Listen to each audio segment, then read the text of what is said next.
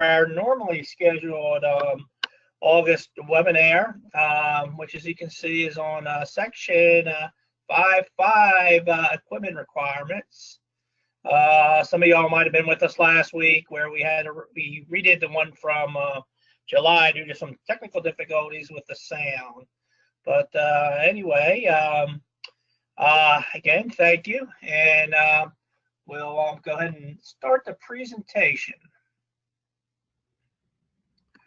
Just as always, this webinar is being recorded. Hence, if you have a colleague or wanted to go back and review it, it would be available on our website at the training tab under past webinars. In addition, the webinar we've done going back several years now is also available up on our website. The duration of this is set for an hour. I don't foresee the presentation part going that long. As always, at the end, there'll be time allocated for questions, and we'll go over that with you when we wrap things up. Have to submit those questions if you in fact had any.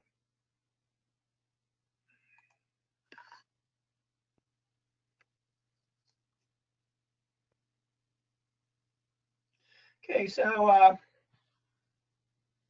5.5 simply section is specified in the current 17025 as equipment. So what are we talking about here, and what are we trying to assure? Basically, what the standard is trying to assure is that the equipment is performing well, is properly maintained. Maintain is a prerequisite for the ongoing accuracy of the test and calibration results that are being produced. The section deals with the capacity and quality of equipment. The whole idea is to make sure that the instruments is suitable for performing the selected test or calibration, and as well characterized, calibrated, and maintained.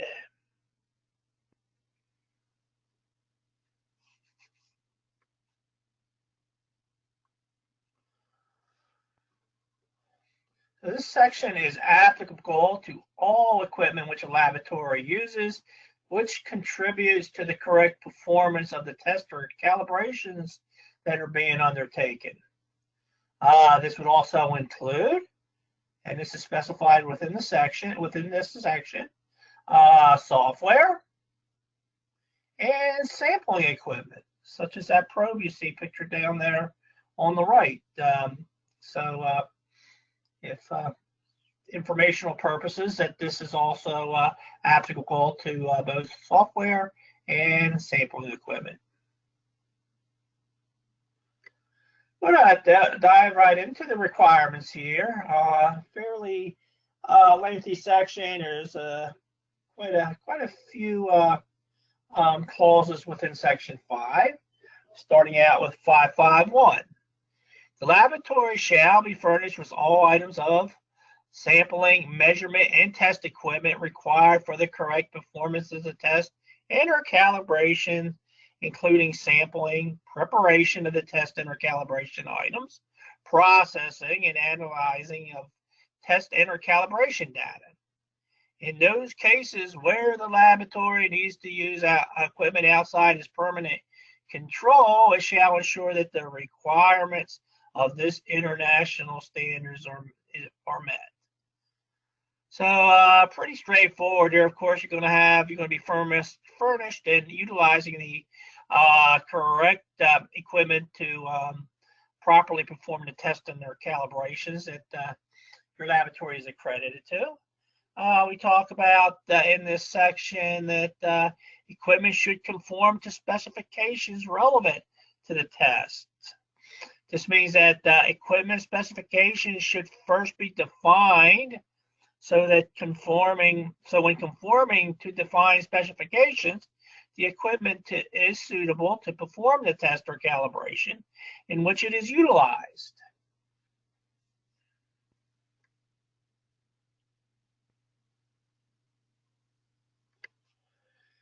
So a little reference there to if for whatever reason, if you need to use equipment outside your permanent controls, then applicable sections of this, of course, the things such as traceability, system of intermediate checks, calibration, and identification of that equipment.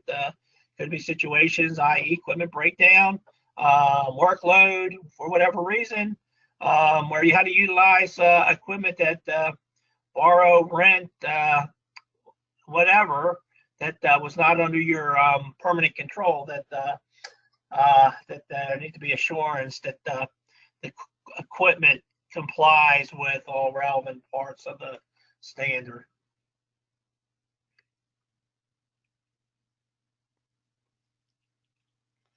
Okay, 552 is a lengthy clause there.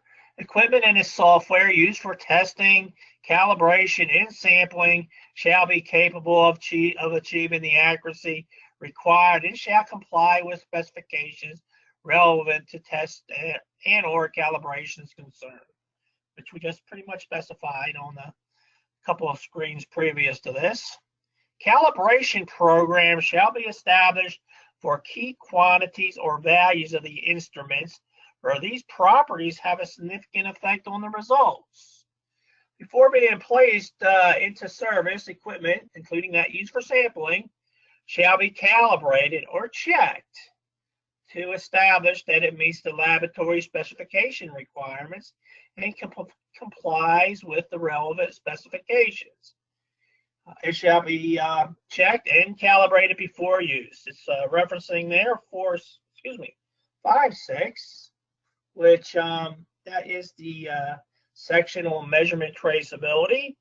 So calibration there can go through many sources. However, if your measurements need to be traceable as defined within 17025, and if you're accredited with PJLA PL number 2, then the calibration should take into account their requirements for traceability.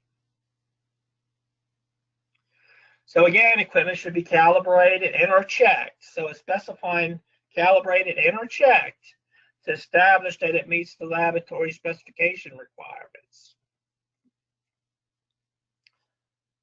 Talks in this clause about key quantities of values.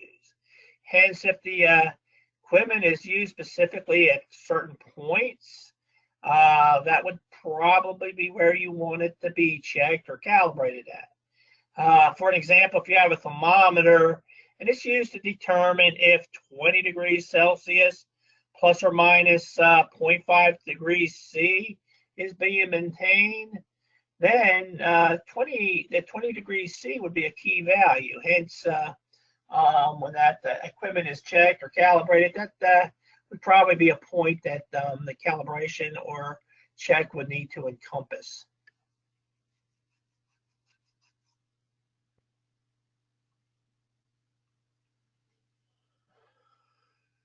Okay, 553, equipment shall be operated by authorized personnel. Up-to-date instructions on the use and maintenance of equipment, including any relevant manuals provided by the manufacturer of the equipment, shall be readily available for use by the appropriate laboratory personnel. So a couple things here. There's a requirement concerning who uses the equipment. Of course, a person that uses the equipment should be trained to use it. A lab must determine how personnel are authorized to use equipment. A lab may consider, for example, the authorization to conduct a test or calibration as authorization to operate the associated equipment for that test or calibration. Hence, what that's stating there, and I see this quite often, and when I question a laboratory in regards to this requirement, that authorization is captured in the training record. Hence, when an employee has been determined competent, in this picture on the bottom there is an example of a laser micrometer. Say you're using it to perform gauge pin gauges or some sort of dimensional calibration, individual would be trained and they'll become a specific point in time where that individual would be determined competent to perform calibrations independently, sign reports. With that date being captured and that competence being acknowledged, that can be used as a determining factor in authorization to use all the equipment that is used in performing that particular test or calibration. Instruction manual. The standard says shall be readily available for use by a laboratory personnel. So that's typically the manufacturer's manual. I have a copy of an illustration there, but as time has gone on and more recently, I'm finding more and more of these things are maintained actually electronically. So I would often ask to see the instruction manual or operating manual. And it appears that hard copy is still fine, but this day and age, it seems like these things are being maintained more so electronically.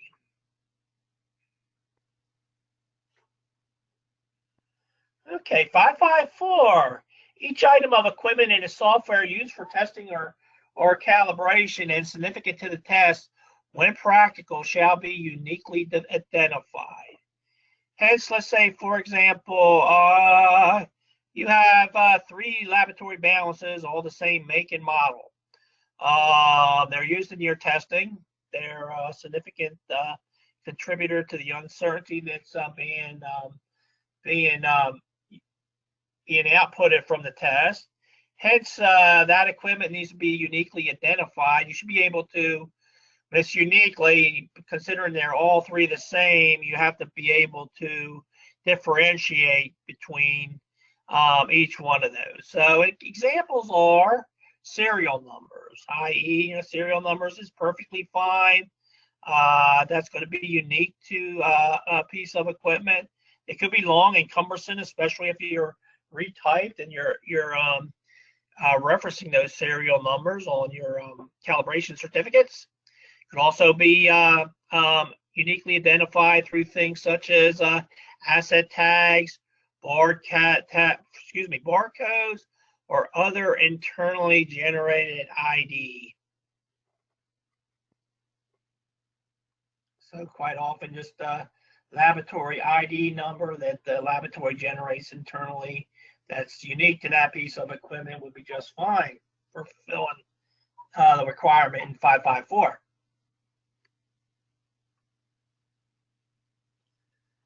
Okay, 555, rather lengthy, a lot of things here. So that has to do with records.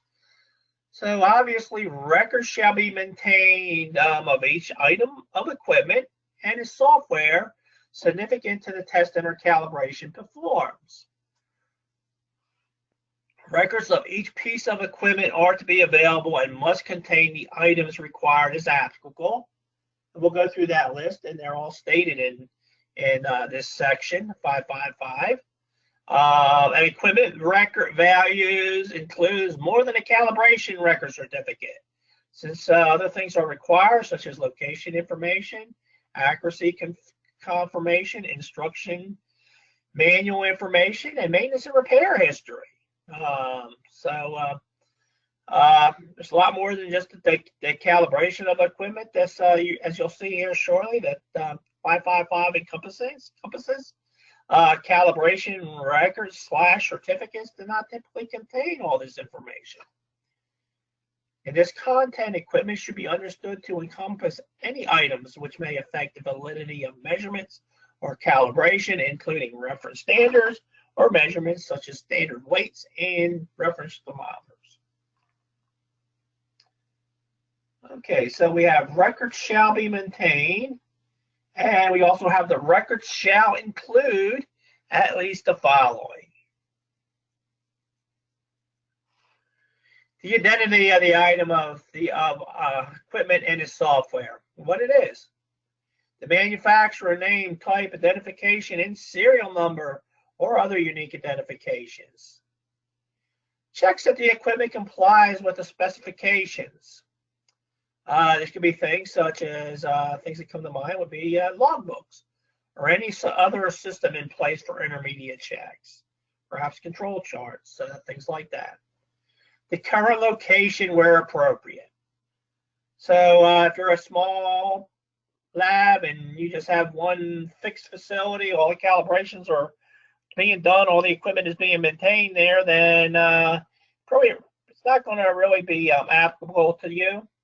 However, if you're a facility where you have equipment assigned to a specific technician, or even I've seen them assigned to specific vans or locations, then the location would be appropriate.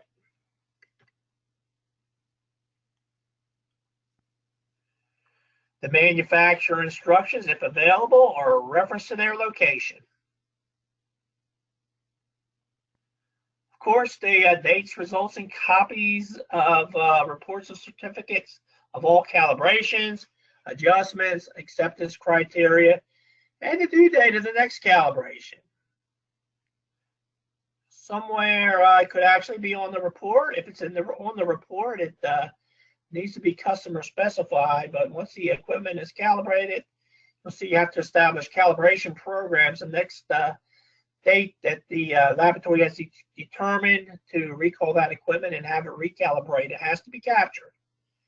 The maintenance plan, where appropriate, and maintenance carried out to date. So if any work was done, any preventive maintenance, if equipment broke down, any shorter repairs, those records should be maintained. Any damage, malfunctions, modifications, or repair to the equipment.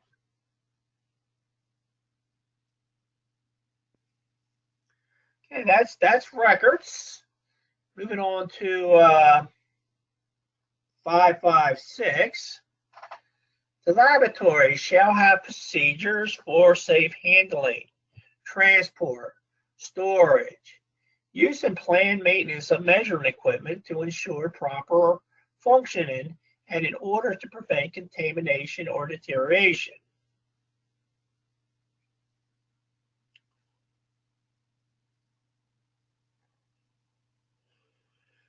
So if the equipment, if you are a small lab, of course the equipment is going to be used, it's going to maintain, and going to be kept in a facility where it's not going to be subjected to any sort of contamination or any environmental factors that may impact the integrity of its operating capabilities. However, additional procedures may be necessary when measuring equipment is used outside the permanent laboratory for testing, calibration, or sampling. So see this quite often, and on our website, particularly for calibration, we have facilities that are actually accredited to go on site and perform calibrations at their customer's location, i.e. hence the equipment, the standards, any reference materials that are being used are being taken out of the laboratory facility, transported, and then set up at their customer's location. So with these particular laboratories, it's more prevalent that these procedures need to be somewhat detailed. During the course of an assessment, our assessors are trained. We need to witness these calibrations that are taking place at the customer's location. Part of that witnessing is the packing and the transport of the equipment, where we're witnessing and assuring that they're being transported in a manner that would not jeopardize the integrity of perhaps their traceable calibration reports. They're not rolling around in a bed of a truck. They're securely packed. Once they are set up at the customer's facility, at the mercy of the environment there, hence typically looking for some sort of a equilibration period. If you're doing calipers, you have gauge blocks. They need to sit a little bit. The coefficient of cubical expansion is going to come into play, and you want things to stabilize. Electronic equipment, if you're doing electrical calibration, your digital multimeters, you need to have a warm-up period once you are set up at the customer's location. Talking about planned maintenance, this can include how historical information is maintained, the handling of outside stated specifications. Hence, if equipment was used outside of specifications, stated specifications, how is that handled, and how to prevent use of outside service, any effects on previous calibrations, where it will be held, i.e. If it was outside the stated specifications, and you'll see here more so in a little bit, you're going to have to do an investigation.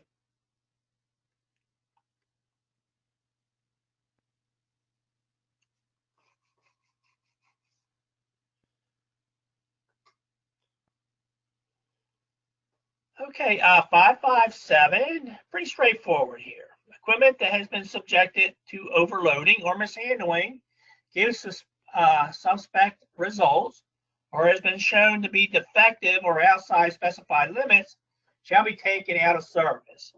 It shall be isolated to prevent its use or clearly labeled or marked as being out of service until it has been repaired and shown by calibration or test to perform correctly. The laboratory shall examine the effect of the defect or departure from specified limits on previous tests or calibration and shall institute the control of non-conforming work. See section 5.9, which is the 4.9, which is the control of non-conforming calibration and testing section. So pretty straightforward there. If you have a piece of equipment, and say you have a balance, for example, and you have a test weight, and you have specified limits of acceptance. If for whatever reason you're running these balance checks, and the equipment is this particular example is falling outside the acceptance criteria, that equipment needs to be removed from service. So it's just more so than telling the personnel not to use it. It has to be isolated or labeled in a manner that it would be very obvious that the equipment is taken out of service and not to be used.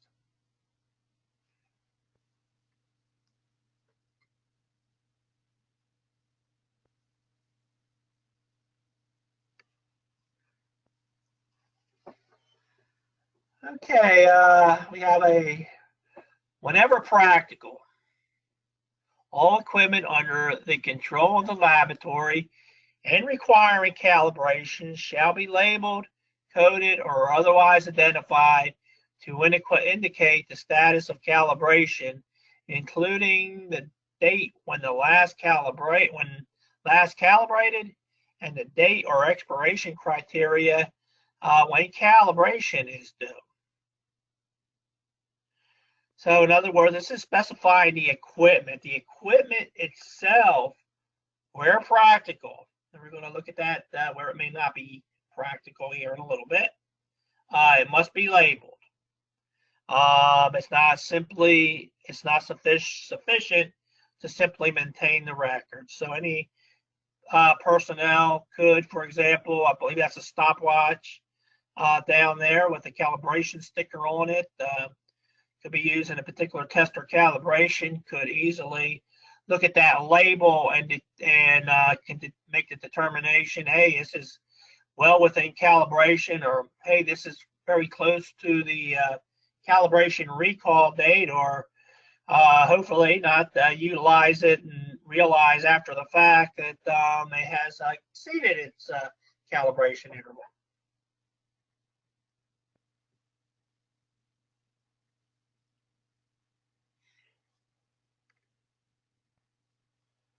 Get that word wherever practical. So there are extenuating circumstances rendering this not possible or reasonable.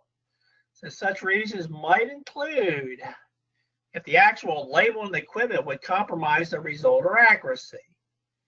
So I sort of correlated that with the test weight, especially for analytical type weights. If you're reading into down into the microgram level, a calibration sticker is actually may actually take the weight out of tolerance in that case. The equipment exists in a harsh environment in which a label would not survive. Perhaps it's using a corrosive and type environment where the calibration label cannot be maintained, and the equipment labeled as specified in the previous section. Last but not least, the size of the equipment is not sufficient for labeling. So down at the bottom right there, that is a tiny nitrogen-filled thermometer where any sort of label that's going to be applied to that device is probably going to cover up where you actually read the device. So the size of the equipment could, of course, be a reason, and a sufficient reason for not labeling that piece of equipment.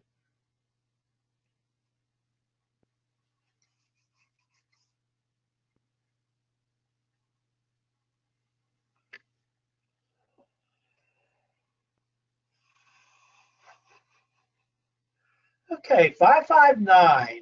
Whenever, for whatever reason, equipment goes outside the direct control of the laboratory shall ensure that the function and calibration status of the equipment are checked and shown to be satisfactory before the equipment is returned to service. That's in the case where the equipment belongs to the lab has control of it, but for whatever reason, the laboratory went outside of direct control of the laboratory. When might that happen? Well, you might say, hey, this never happens. It always stays in our lab, never leaves the lab. One thing you might want to think about is for instance, if you sent it out for calibration, say you're packing it up real nice and you're sending it out, 2-day delivery, the manufacturer's casing to FedExing, UPSing it out, it's calibrated, it goes to the facility, they're shipping it back. If you think about it, then it's outside of your control. So this includes when the equipment has been sent out for calibration. So as stated in 559, a check per a defined procedure should be made. The check needs to incorporate both the function and calibration of the equipment and determines if it's shown to be satisfactory. Ideally, in the particular case with the sending out for calibration, it'd be a good idea to have perhaps a check standard, reference material, whatever. Have it checked when it left the facility, and perhaps have it checked when it's returned, i.e. if the equipment has not been adjusted or altered during calibration, the result should be about the same.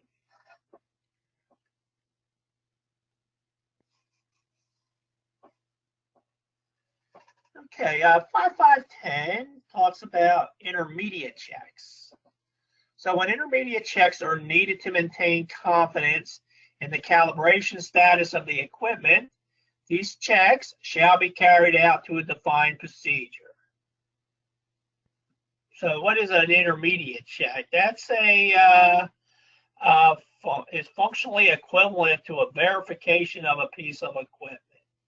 You're basically you're checking it. It can take many forms. We were talking about an example with a logbook with a balance, utilizing a test weight and maintaining that it's operating within specs. That would be determined as an intermediate check. If you're maintaining control charts in your lab, if you're a testing facility and you're incorporating blanks and spikes and reference material with known values into your testing products, All those things are considered as intermediate checks. So intermediate checks means verification between calibration intervals. So you need to be sure your equipment is working properly at regular intervals. The intent is to reduce the impact and magnitude of an equipment problem during a verification or calibration. If you do not check your equipment through verification and a problem is found during your annual calibration, then the magnitude of the problem is a whole year's worth of projects. That's stating if it was a 1-year calibration on the piece of equipment that has to be investigated. So, i.e., if you think about it, you have equipment, say it's due to go out for calibration each year, and there's a few that joined us last week for purchasing. We were talking about reviewing calibration certificates. So one of the very first things you want to look at is that as found data to assure that it was within tolerance, which would mean that it was being used while it was within tolerance. You don't want to see out of tolerance or out of specifications, because that means it was being used out of tolerance and specifications. Hence, again, we're going to reference 4.9, control of non-conforming calibration and testing procedures would have to be applied. So if you had intermediate checks, you know exactly when did it go out. Could have gone out the day before you sent it to the calibration lab. Could have gone out of calibration the day that you got it back from the previous calibration. If you have no intermediate checks, that means you have a whole year, and I like to call it reverse traceability, where you have to go back and hopefully the was not out of specifications by the degree of magnitude that actually had an adverse impact on your customers. But if it did, you would had no other intermediate checks to find out exactly when it went out or trended somehow, then you have a whole year's worth of work to do in that particular example.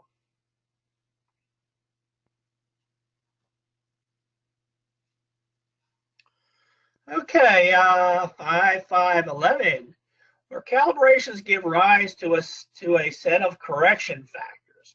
The laboratory shall have procedures to ensure that copies, say computer software, are correctly updated. So corrective factors, what are they? They may or they may not apply to you. If you're using them, though, down at the bottom I have an example of what a correction factor is and how they are applied, and often they are embedded into software. So when things are, say in this example, calibrated and the correction factors are reviewed, and if there are changes, that's what it means. They're in 5.5.11, computer software are correctly updated. So if you look at that, we just have the reading in any particular units, correction in any particular units. If, for example, the results of the measurement in which the instrument gave a reading of 110 units is obtained by the correction to the results. So in this particular case, if you read this at 110, the correction factor is -3. So it's not going to be registering 110, for example, until you have the equipment read 109.7 units. Hence, you have to add the correction factor to obtain the amount that you are looking for the equipment to read. If I was clear on that, this is a pretty simplified example of correction units, and called correction units here, called correction units on in the standards as you see here, called something else, corrections, out of tolerance conditions, or excuse me, not out of tolerance conditions, actual values of the standards.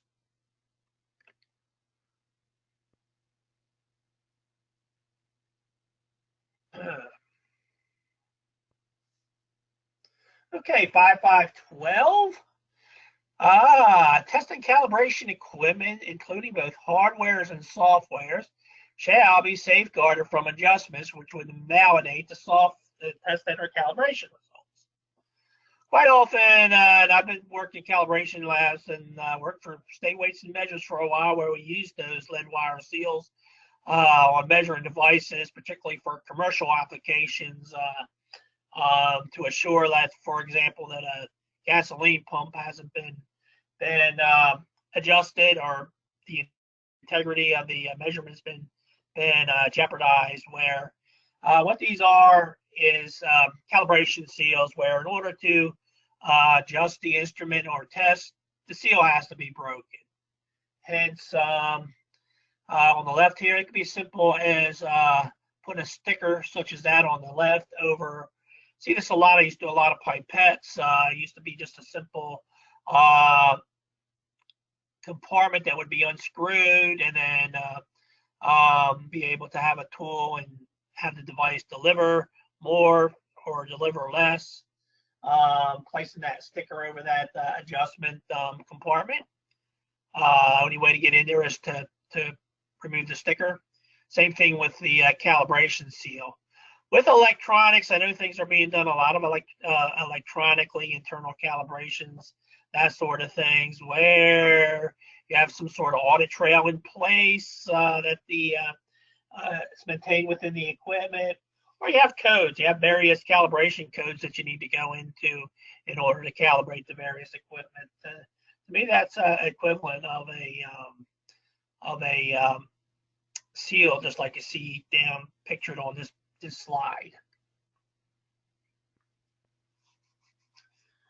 Okay, that brings us to the end of the requirements for 17025 2005. What I've tried to do, some of y'all may be aware that 17025, it looks like a fairly done deal that it's going to be revised here at the end of the year. There's some significant changes that's going to be presented. I like to don't want to get into that until it is an official document and it is something that labs have to comply with. I realize there'll be probably a lot of interest generated in this when the new standard becomes official. What I like to do, though, based on the last draft that's being reviewed and voted on and being fine-tuned, I do have a copy of that. And for all my webinars I like to look at the particular section I'm doing the webinar and see if there's any changes that should be that can be presented and conveyed to you folks on these webinars. And with equipment, I can safely say it's pretty much intact. Nothing really really significant. There's a couple things I've noted here in the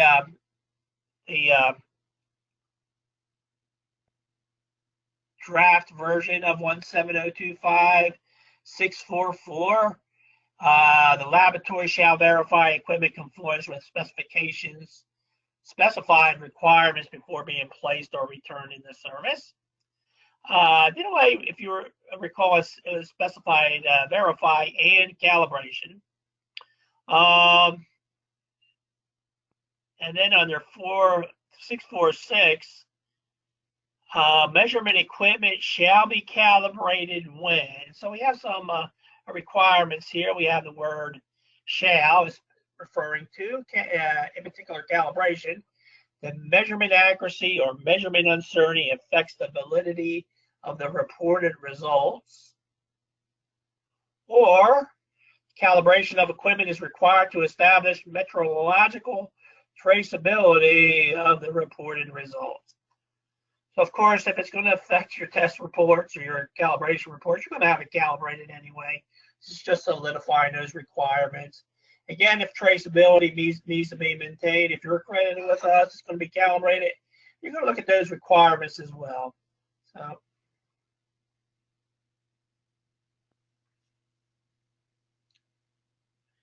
again, the requirement we actually just went over, I just saw a little difference here. I used to say safeguard it from adjustment.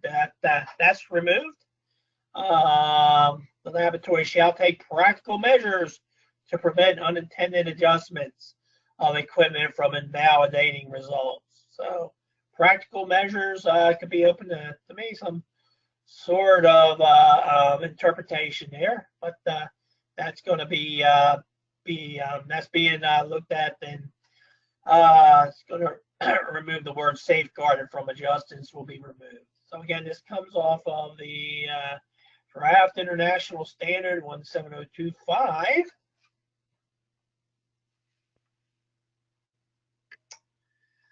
Okay, this brings us to the end of this month's presentation. Again, I'll go silent here. I'll give it approximately 5 minutes. If you have a question, there should be a space provided from you on the screen there for you to submit those. They will be funneled to me. I'll review them. I'll answer to the best of my ability, as many as I can. If for whatever reason a question remained unanswered, and you can still submit it, or if you think of something after we sign off, feel free, webinar@pjlabs.com. Submit your question in that format through that avenue, and we will get an answer to you. Okay, going to give it about 5 minutes. So if you have any questions, feel free to send them our way.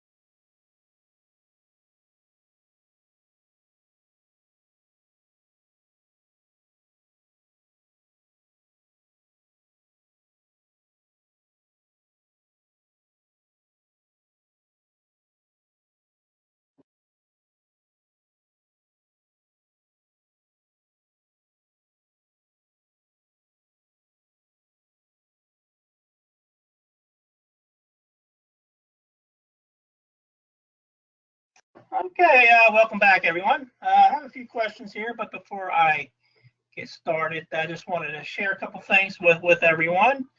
I just wanted to announce our next webinar for September. It's already scheduled for Wednesday, September 28th. It's September 28th. We recently had to change that. I'm not sure that that day is updated right, but the correct date is September 28th. It's going to be on 5.8, handling of testing calibration items. And that's September 28th. And better yet, we have some live workshops that going to offer training opportunities coming up at our headquarters in Troy, Michigan. 3 days of training.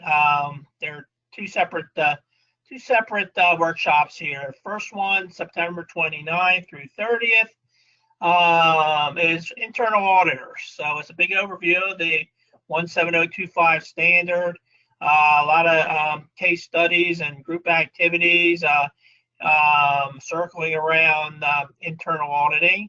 There is a requirement in 414 specifying that your internal auditors should be trained. It's a good opportunity for fulfilling that requirement. So again, that's September 19th and 20th, followed by September 21st, measurement uncertainty. So it's an overview of measurement uncertainty. We are going to be looking at both testing labs and calibration labs. So hopefully this is something that you all will be able to take advantage of. Again, September 19th through the 21st. So let me have a few questions here. Bear with me.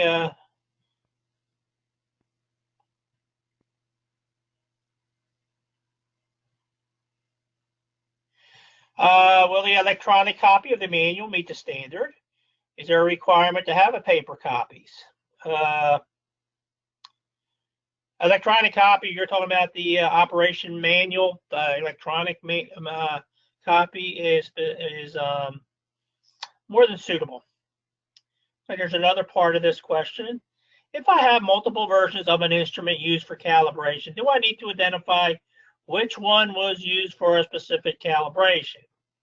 Well, I think we're getting into a different area here. If you look at the section going back on records,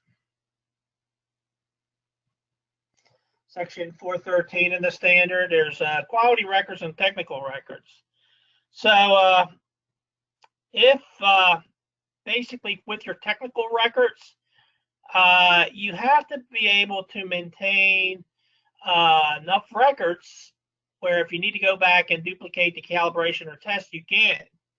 And there's a preface in there, if it's a significant factor to your measurement uncertainty.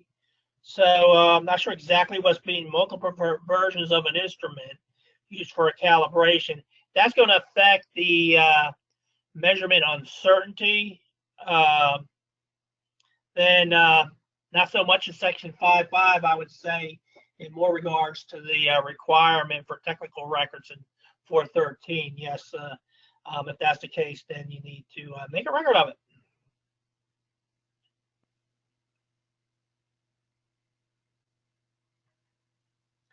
Can an accredited test lab also calibrate their own equipment? Again, this is a question that pretty much comes under 5.6 traceability in PL2. PL2, we actually go into test labs and even laboratories that want to perform their internal calibration. Yes, you can calibrate your own and you can do your own internal calibration. However, there are 6 elements of traceability that you need to meet.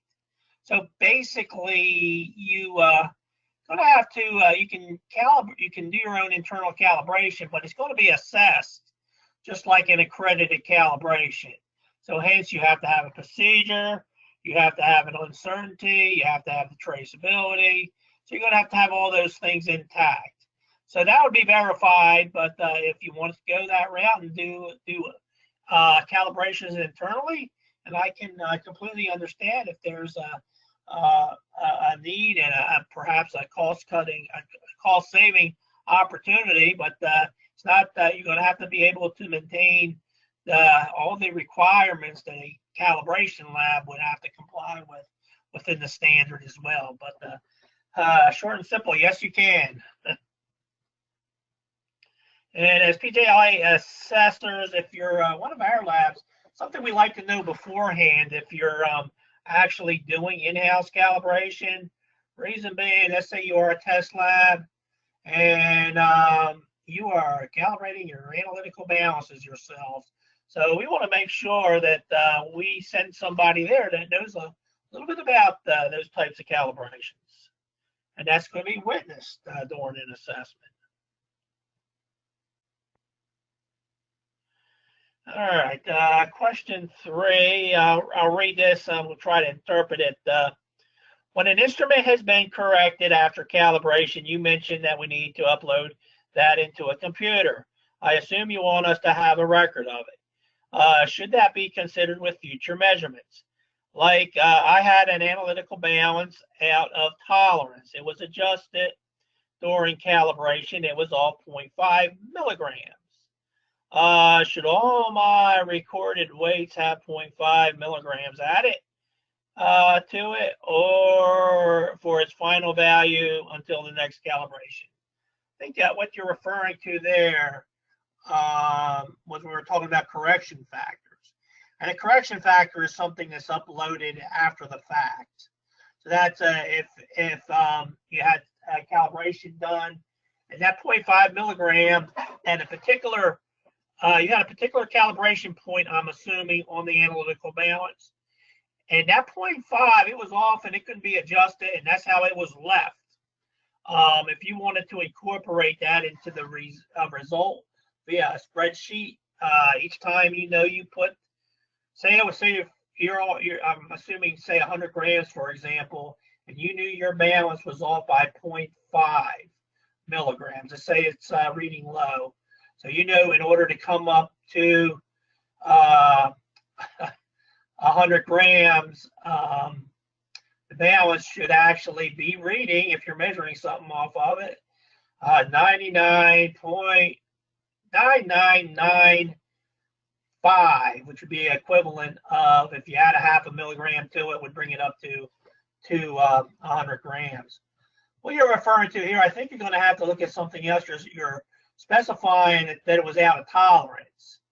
So again, this particular balance, unless you have a good system of intermediate checks and was unable to determine exactly when it went out of tolerance, or can not exactly, but be able to cut the interval down from the previous calibration, and then you have to do an investigation. So it would be up to you to determine if that 0.5 milligram out of tolerance condition affected the reports that you issued to customers.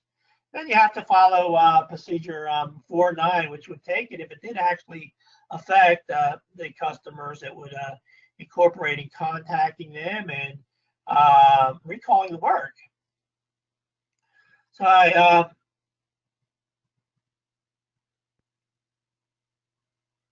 okay, there's another part to this question. Now, I hope I answered your question. If I'm off base and I'm not on track here, feel free to use that web space and provide additional information. But I'm thinking a couple different things here that you're referring to. How can I easily find providers for a proficiency test for a calibration lab, temperature, pressure proficiency test material? Well, there's something I know. There's plenty of third-party providers for temperature and pressure. My source I like to tell folks to go to is on our website, pjlabs.com. We have a tab for proficiency testing. We have approved proficiency testing providers.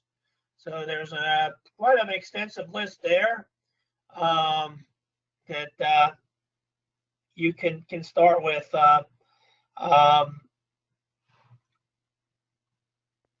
That is a resource. So National Association of Proficiency Testing. H&G proficiency testing, laboratories that come to mind. Third-party proficiency test providers that are up there on our website. And again, this is more related to, I'm going to say PL1, proficiency testing, and we go over third-party providers and resources for third-party providers. All right, one more question here. Can you share more with me information about what is criteria for calibration or verification in frequency? Okay, we'll refer, well, there is a good guidance document, and forgive me, I forget the name of it, APLAC, APLAC. They have a guidance document for frequency of calibration and establishing frequencies.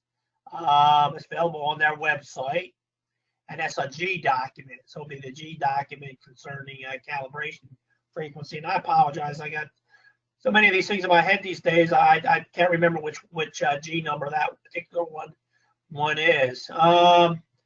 Calibration, verification, and frequency. Let me put it this way: the more intermediate checks that you have in place between calibrations, and if you have a good system of intermediate checks, that could be a good justification for increasing the calibration frequency.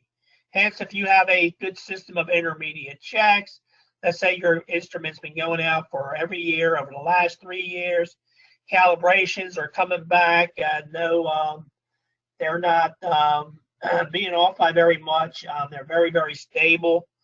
Then over the 3 years, your intermediate checks are being very stable. Then that could be a resource in increasing the calibration interval. And then if you have a good system of intermediate checks, then if the system does start to unstabilize and start to drift, hopefully that will catch it, and you can by all means send the instrument in for calibration, hopefully before it went out of calibration. So it's sort of if you don't have a good system of intermediate checks and you have long calibration intervals, you're taking a chance there. So I've seen some pretty lengthy calibration intervals that had me scratching my head, where I'm particularly paying close attention to when that device came back and making sure that device stayed within calibration. And if it did not, then if you didn't have a good intermediate check, let's say you had a 3-year interval for whatever reason, and not a good system in place for intermediate checking, you may have 3 years of reverse traceability or an impact study from your customers that was actually could have been affected.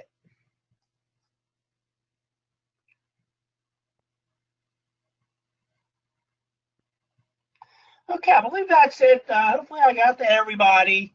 Again, if I didn't answer your question, if I was off the mark there, please resubmit it. Or if you think of something later, please feel free to use that webinar at pjlabs.com. Again, thank everybody for joining us. Look forward to seeing everyone next month. Again, I will incorporate the current requirements, take a look at the upcoming revision of 17025, and try to address those in section 5.8 as well. And again, bear in mind, we have some training at our headquarters coming up. So if you have a need and you're able to attend, I'd love to see you there. Again, this is Mike Kramer, Calibration Program Manager at Perry Johnson Laboratory Accreditation. Hope you all enjoy the rest of your day.